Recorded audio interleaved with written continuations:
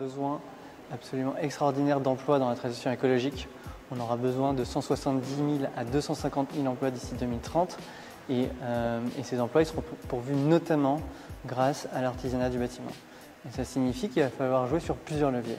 En tant que haut commissaire à l'enseignement et à la formation professionnelle, on a plusieurs chantiers prioritaires.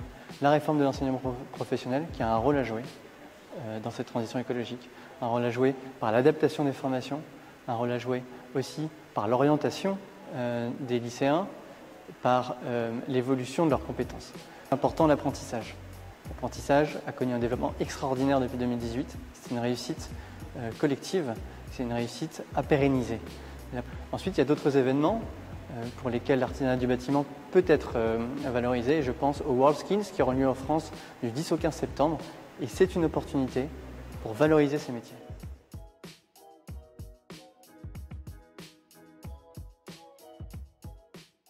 Renforcer l'attractivité des métiers de l'artisanat du bâtiment, il y a évidemment des campagnes de communication classiques.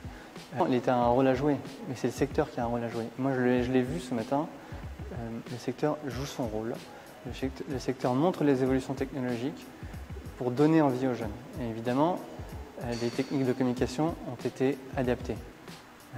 J'insiste aussi sur le rôle de l'orientation pour renforcer l'attractivité des métiers. C'est-à-dire que pour un métier soit attractif, il faut d'abord qu'il soit connu. Et je pense qu'il y a trop peu d'élèves qui connaissent bien les métiers de l'artisanat du bâtiment. Donc ça, c'est un enjeu, et c'est un enjeu qui s'inscrit dans les réformes qu'on mène, les réformes de l'enseignement professionnel, la découverte des métiers notamment.